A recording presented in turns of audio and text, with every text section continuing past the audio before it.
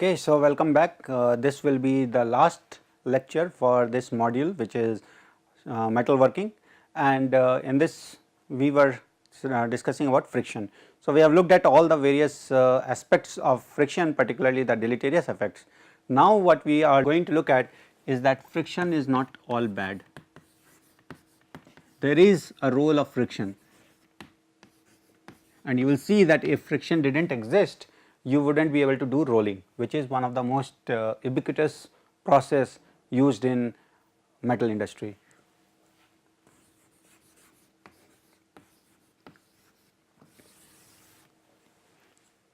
And we will begin, like I said, with the example of rolling. So, let me draw a schematic of rolling.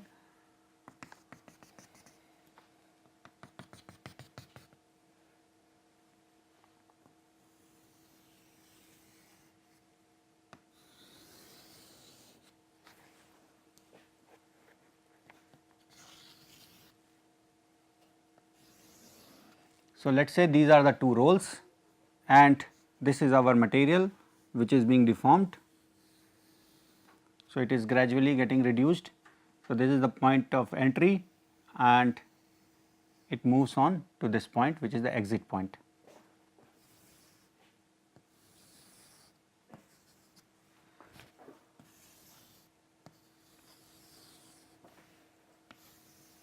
So, this is our workpiece, which is a height, let us say h naught. It is moving at a velocity v naught. After rolling, its heights become hf, final height final, and it has a velocity vf.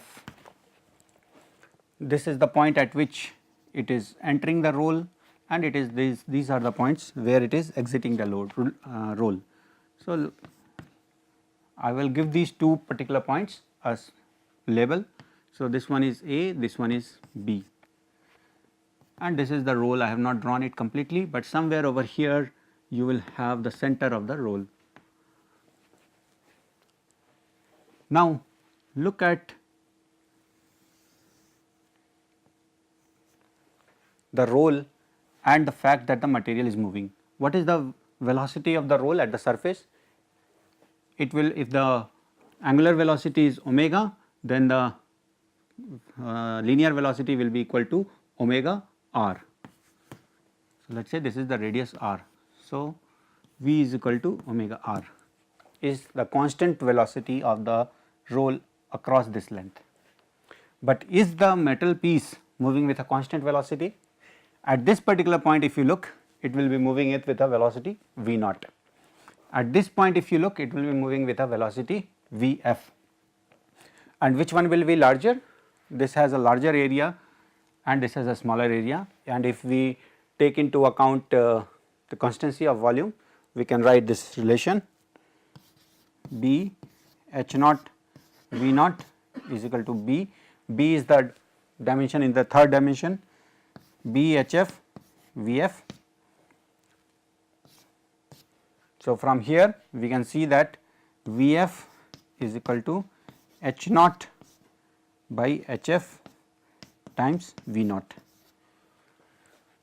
So, this ratio is greater than 1, it means vf will be greater than v naught. So, this velocity is larger, this velocity is smaller, and if you look at the different points, even at different points we can have b h v I, where h will be the instantaneous height, v will be the instantaneous velocity, and b will be the third dimension.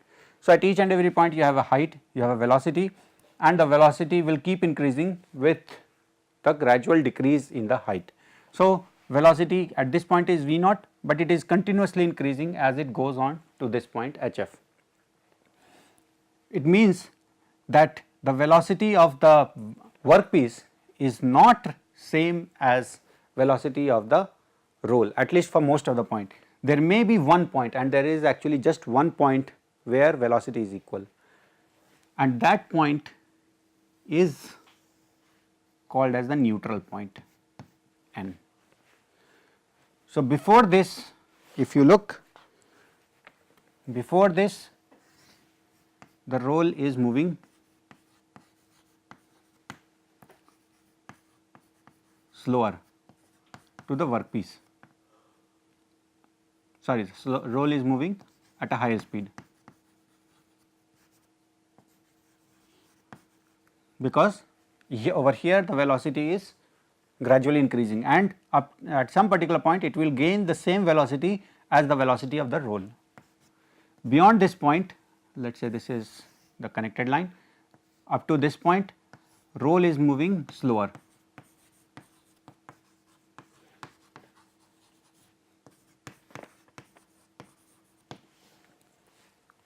Okay. Now, if you look at, again let us go back and look at this.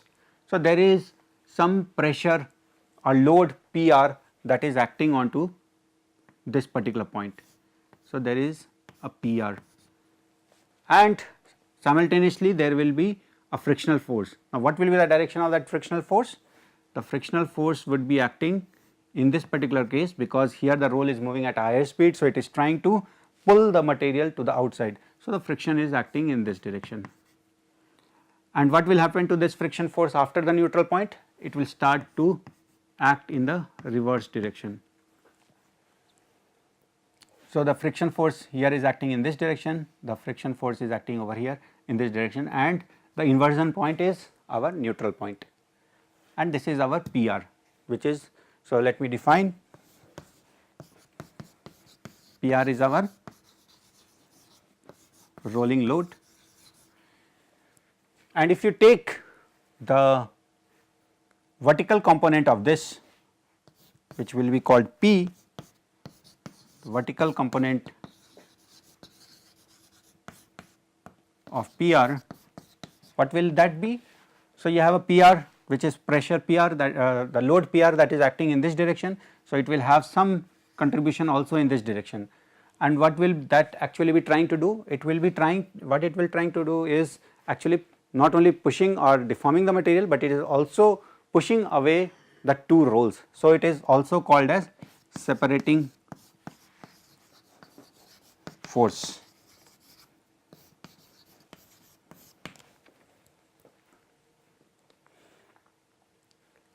So, this is the geometry for rolling. Now, over here let us try to understand how will the pressure vary across the contact length. What is the contact length? Okay, so, let me come back here again.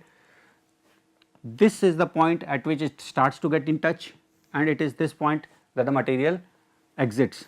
So, this total length is called contact length or LP, and there is a geometrical way or relation to calculate LP in terms of R and the angle alpha. So, if this is, what will be alpha here? Alpha is the total angle subtended onto this contact length. So, in terms of the radius R of the roll and contact length alpha, you can calculate LP. And what we are trying to do is trying to find out how is the normal pressure acting along this contact length. You remember when we talked about friction, we saw that in that disc the friction, the pressure, the normal pressure was not uniform. It also so happens to be the case over here.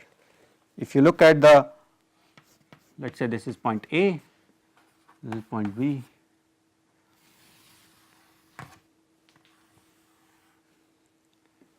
and this normal pressure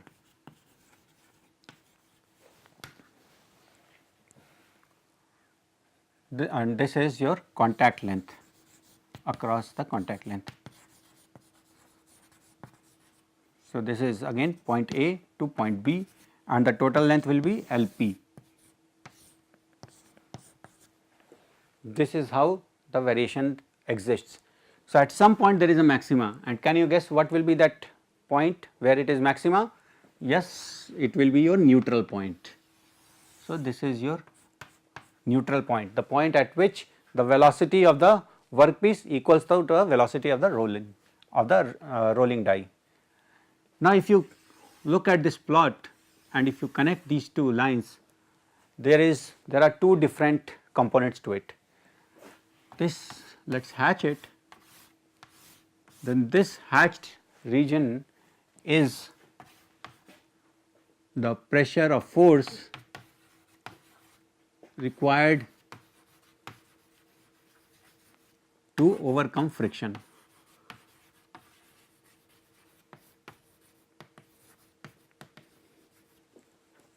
So, it seems that at this point it would look like the friction is still acting in a negative way. We have to provide some force to overcome friction, but very soon we will get to the point where you will see that if friction did not exist, rolling would have happened, and it is this region, I will not hatch it, but it is this region where the force required for actual deformation.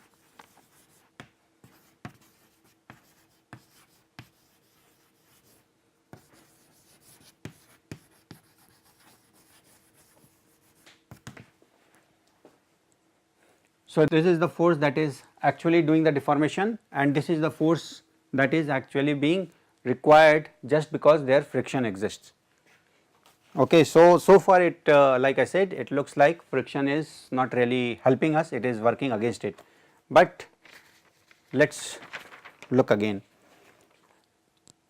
What will be the force or what will be the condition for us to ensure that the workpiece actually moves in the forward direction? For that we will have to calculate. So, here I will keep this geometry, and we have two forces acting over here, PR and FR, the friction forces. Both of them will have component in the x direction. What are the components in the x direction? They are, if you look at the, and if we call this as theta, then the horizontal component of this is PR sin theta, and the horizontal component for friction is FR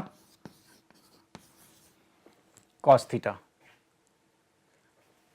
Now, if we want the material to move in the positive direction, we must have FR cos theta greater than PR sin theta.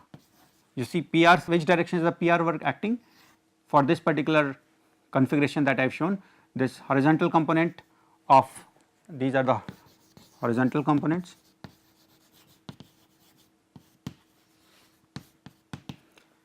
So, this is PR sin theta and this is FR cos theta. So, we want that the material should move in that direction, right, because rolling should ensure that the material comes out in that direction, which means FR cos theta must be greater than PR sin theta, and this should be true for all theta.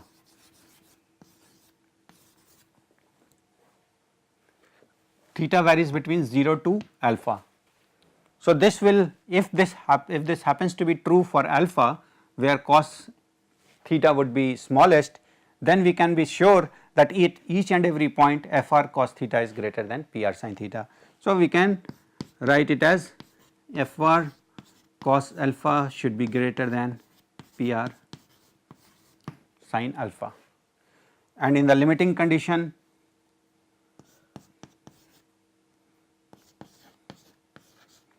and it becomes equal to sin,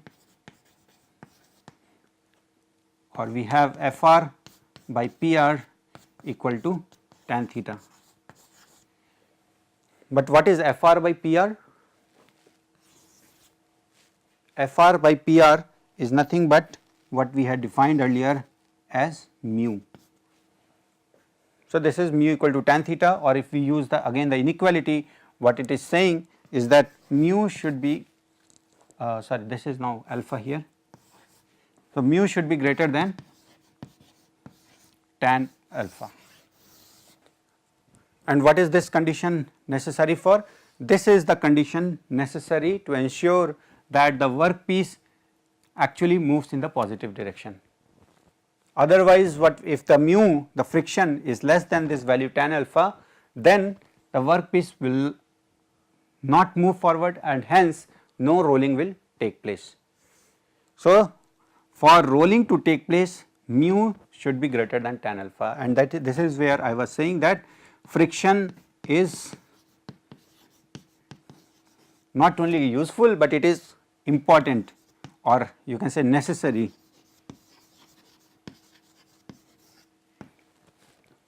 If this were not true, or if this were if friction were not existing, then, or when you say let us say mu is equal to 0, then it will always be less than tan alpha, and hence the material or rolling will not take place, and therefore you may not have heard of any process like rolling.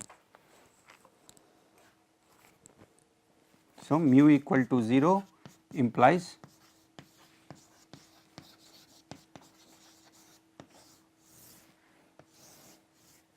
no rolling.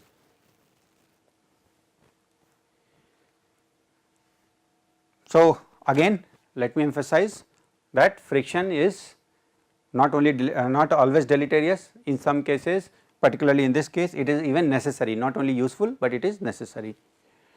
Now, let us move on to even another important relation related, since we are talking about rolling. So, let us talk about still another important relation.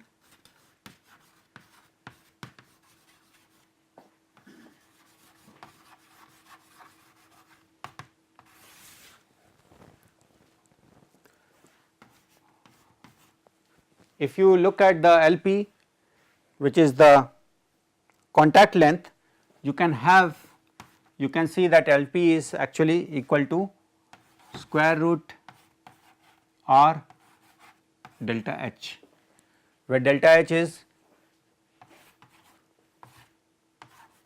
H naught minus HF. So, this is one way to write the relation for the contact length.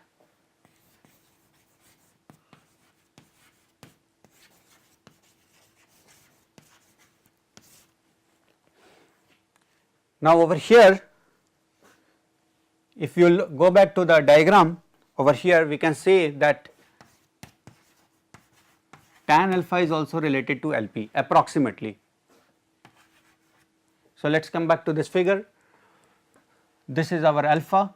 If we are calling this as tan alpha, then approximately tan alpha is equal to LP by R. So, let us use this relation over here, tan alpha equal to LP by R, and therefore, we have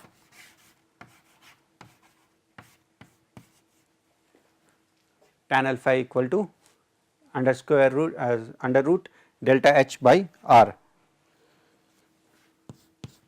And since mu should be greater than tan alpha, we can say mu should be greater than equal to under root delta H by R. Or again simplifying or putting or readjusting the terms, we see that delta H would be less than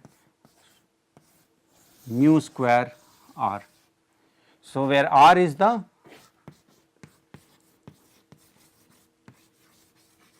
roll diameter, mu is the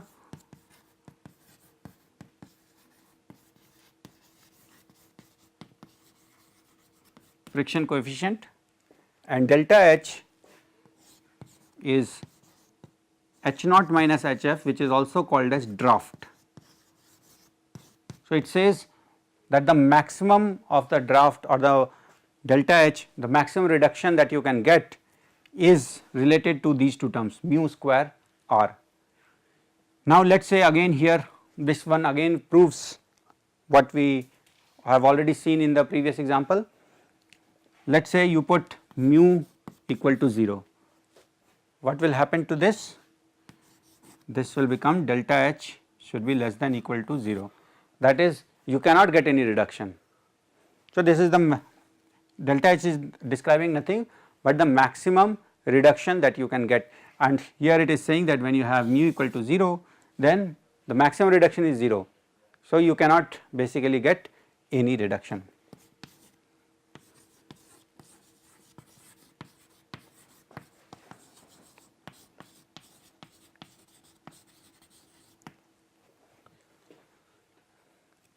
Another thing that we can deduce from this relation is that if you need larger deformation, for example, let us say your rolling diameter is fixed, that is R is fixed, and you want to increase delta H. What is the best way to increase that delta H?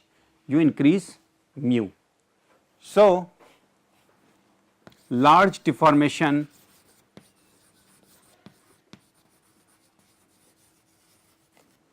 needs larger friction. This is again something that we are able to deduce from this relation. When you only when you increase R, you will be able to get, sorry, only when you increase mu square, you will be able to increase delta H for a given rolling die. Now, mu mostly depends upon the rolling material, die material, and the workpiece. So, let us say that your rolling die material is fixed and the material that you want to deform is fixed. So, mu gets fixed, but you still want to get very large delta H. So, another way is to increase the radius of your roll. So, even if you are using the same material for the rolling die, but by using a larger diameter for the same thing, you can improve or increase the delta H value.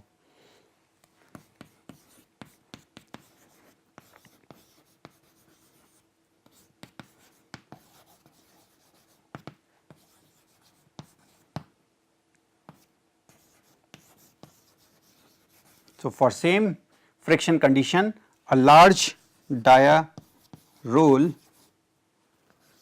allows larger draft or deformation.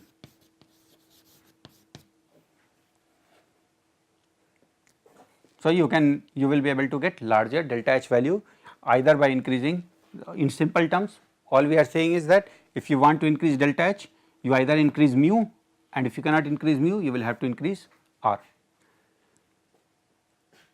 And if your mu is 0, which is the condition of frictionless condition, then you will get no rolling. So, these are some of the important takeaway messages from our rolling that we have considered so far. So, now that we have looked at rolling in so much detail, there are few more aspects about rolling that we can consider here and continue discussing on this, although these are not directly related to friction, and that is defects in rolling. What are the kind of defects? Now that we have discussed so much on rolling, defects in rolled materials. Now, whenever you do rolling, you must have seen that the rolls onto which you do the deformation, they themselves get a little bit deformed. So, let us say this is the front view of a rolling mill and you have put a workpiece over here.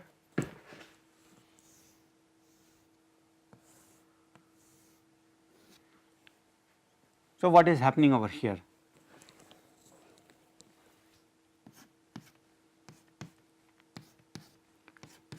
The rolls are applying a pressure onto the workpiece, but at the same time the workpiece is also applying a pressure onto the rolls, and because of that you would see a deformation taking place over here. This is called crowning of the rolls.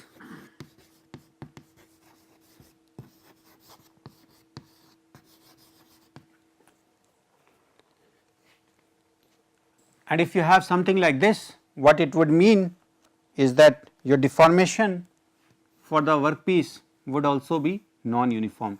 So, over here you are getting larger deformation on the extreme ends, and on the inside you are getting lesser deformation. So, in effect the final product should have looked like something like this. However, if you have very large pieces, what you may see is something actually like this. So, this is called wavy edge.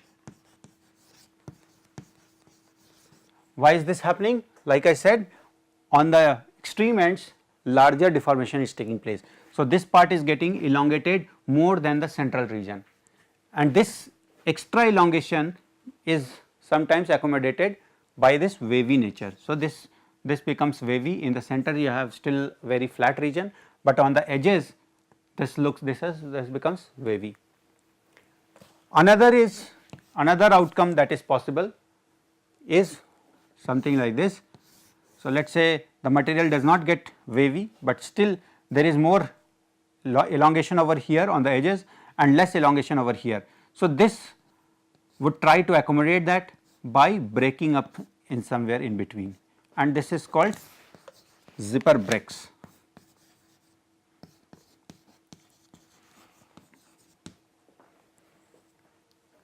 So, these are some of the problems that naturally occur if you use a simple plain roll, and the way to take care of it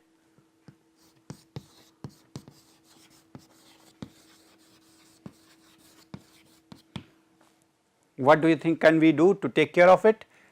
We see that the rolls become deformed like this. So, in order to ensure that the final product or the after deformation it remains straight as we would have wanted, why not start with a roll which is a little bit dumbbell in shape. So, the rolls to begin with are dumbbell in shape, and actually this is what is termed crowning of rolls. So, you have crowned the rolls, there is curvature to it, given you have given additional material in the center, and now let us say I put a workpiece over here. This workpiece will tend to deform this, and to be more accurate, let the workpiece should be thicker. So, let me draw it a little bit thicker workpiece,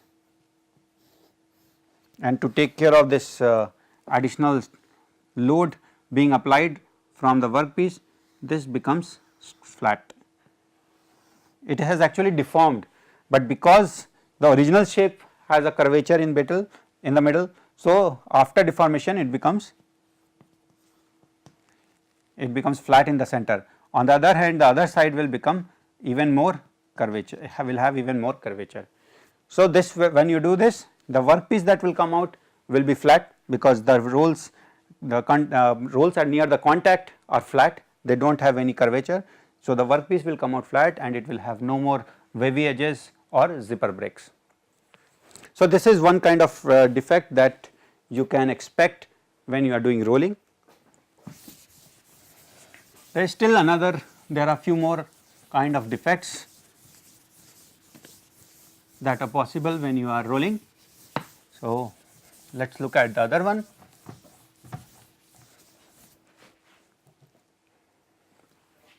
Again, let us say you have a roll like this, and you have put a workpiece over here. Now, our ideal theory is that the workpiece should elongate only in this direction. However, there is always a tendency for the workpiece to elongate also along lateral directions.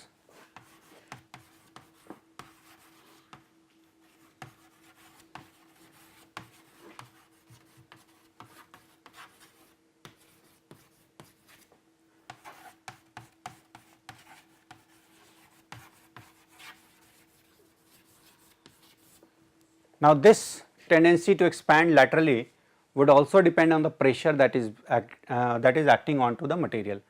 But is the pressure that acting onto the material uniform across? We know from our friction understanding that it is not really uniform. There may be a pressure distribution like this.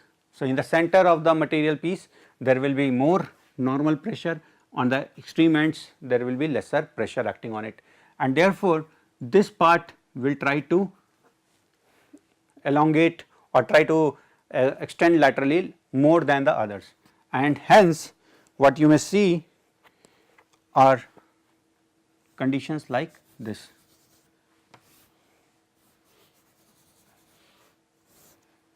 So, this is edge cracking.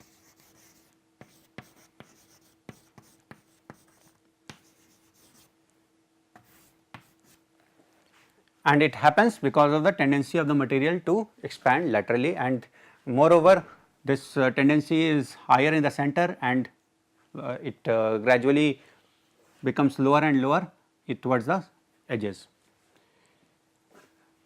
The other kind of defect that this can lead to is what is called as center split.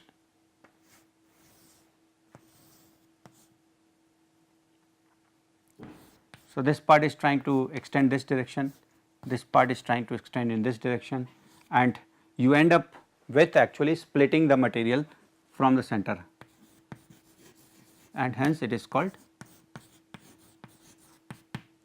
center split. So, both of them, the origin of both of these is because the pressure is acting and the material has a tendency to expand laterally. And this particular kind of defect can also occur when you have inhomogeneous deformation.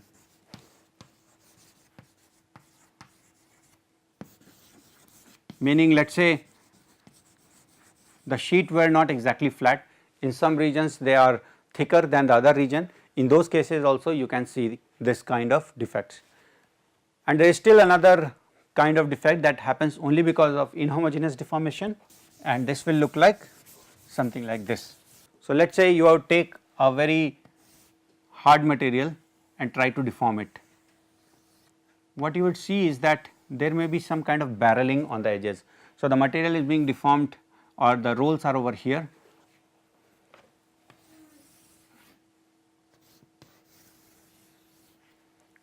So, the rolls are over here and this is the material, and what has happened is some kind of barreling effect or overhanging sides.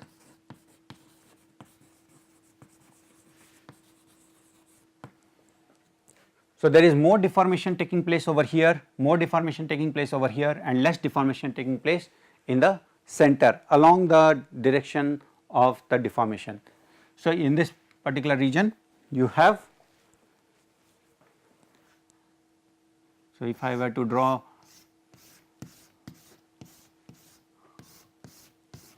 so the intensity of these green shading says where the more deformation lies. So, there are more deformation over here and here, and much small or very little deformation comparatively in the center. And this can happen under what circumstances? When you have very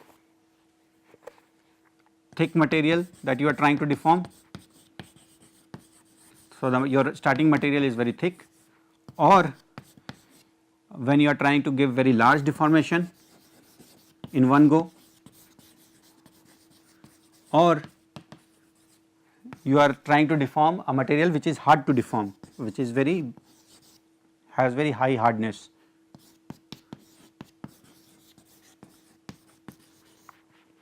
So, if you do this for more than one pass of a rolling, you may end up getting something like this.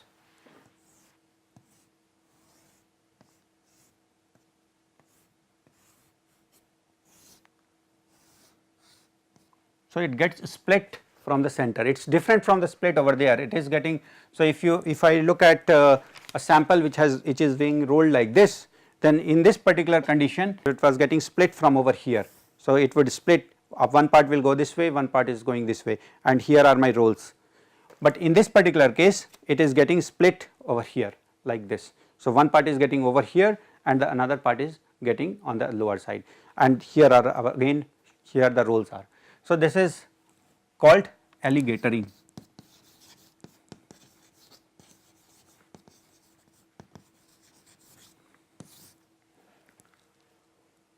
So, these are some of the different kinds of defects that can occur when we are doing rolling, and as you can see that all of them are interrelated. So, rolling, some of these defects that we have seen happens because there is load being applied and the load is also being back applied onto the rolls, and sometimes it happens because there is uneven pressure being applied, which happens due to presence of friction, and at other times it happens because of inhomogeneous deformation of materials, and we get something from center split to edge cracking to alligatoring. So, now we have covered all the important, there are various other aspects, but we have covered all the fundamental aspects of metal processing. We started with simple stress strain, plastic deformation, then we looked into the mechanics, the two important ones, the lower bound and the upper bound. If you have these two, you know there is a what is the window to calculate forces and loads for the deformation. And then we looked at the role of friction. First we looked at only the deleterious effects, the two different kinds of definition of the friction, one the Coulombic and the other interface friction factor, and then we looked at the positive aspect of the friction, which was in rolling. So, we saw that if there were no friction at all in rolling, you would actually get no deformation or no rolling at all. And then in continuing our discussion on rolling, we also looked at the various kinds of defects that can form during rolling, and we looked at three different classes of these defects. So, I hope you enjoyed this course, and in the next module Professor Anshu Gaur would be talking about thin film deposition. So, thank you.